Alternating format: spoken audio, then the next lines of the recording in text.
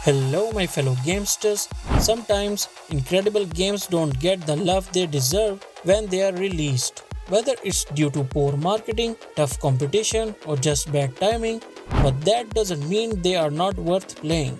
In today's video, we are diving into 10 flopped games that were actually good. At number 10, we have Okami.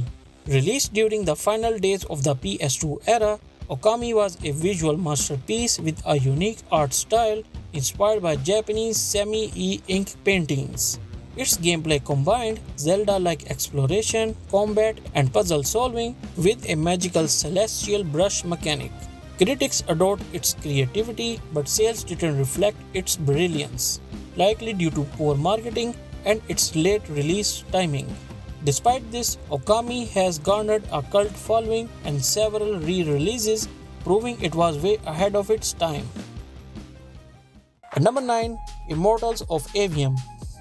Immortals of Avium brought a fresh twist to first-person shooters with a magic-infused combat system.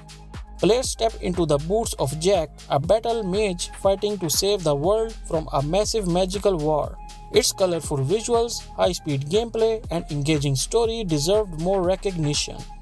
However, the game suffered from lukewarm marketing and high price tag at launch. While it didn't meet sales expectations, it offered a rich experience for those who gave it a chance, blending fantasy and FPS elements in a refreshing way. At number 8, we have Blur. Blur was an adrenaline-pumping racing game that combined arcade racing with power-up mechanics, creating a Mario Kart for adults vibe. With its thrilling multiplayer modes and sharp visuals, it was a joy for competitive players. Unfortunately, it launched during a time when the market was oversaturated with racing games, leading to poor sales. Fans of the genre who have discovered Blur since its release often praise it as one of the most underrated racing games ever made.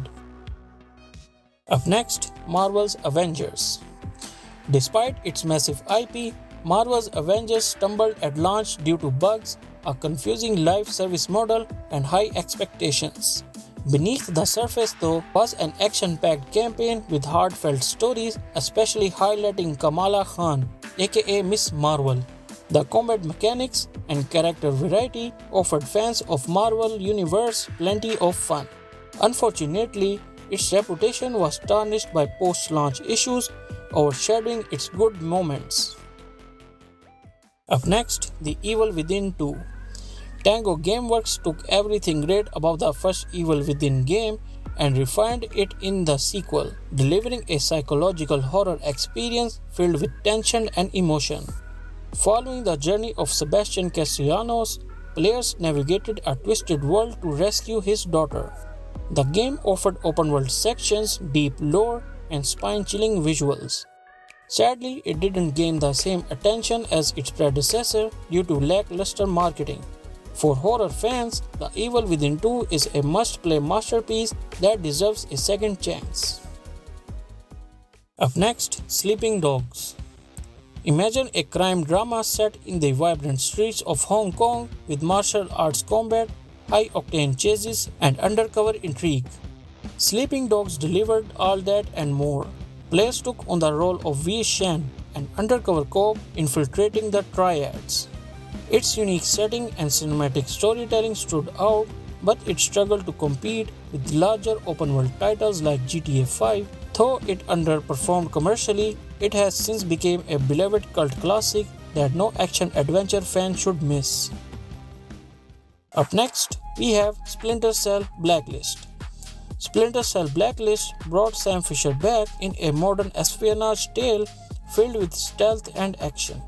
Its blend of stealth and fast-paced gameplay, along with cooperative and competitive multiplayer modes, was top-notch.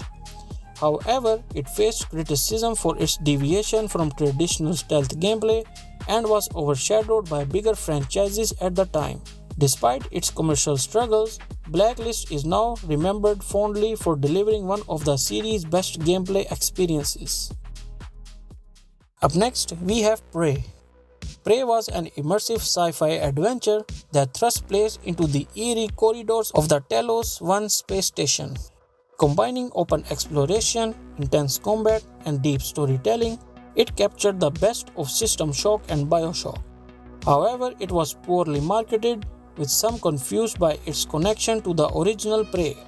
While it didn't sell well, those who played it were captivated by its rich atmosphere and innovative gameplay, making it a standout in the sci-fi genre. Up next, we have Sunset Overdrive. From the creators of Spider-Man, Sunset Overdrive was a vibrant, chaotic open-world shooter filled with the humor and style. Set in a city overrun by mutated energy drink addicts, the game encouraged creativity in combat and traversal. Its colorful personality and fast-paced action were refreshing, but its Xbox exclusivity limited its audience. Over time, Sunset Overdrive has earned praise as a unique and entertainment experience that deserves more love. Up next, Mad Max. Mad Max delivered a gritty, action-packed open-world experience set in a post-apocalyptic wasteland. Players roamed the desolate landscape, building their car and battling scavengers in thrilling vehicle combat. The game perfectly captured the Mad Max aesthetic, but was overshadowed by the release of Metal Gear Solid 5: The Phantom Pain. Despite its underwhelming sales, Mad Max is a sleeper hit for fans of open-world games and high-octane action. If you liked this video, here's another video you'll want to watch.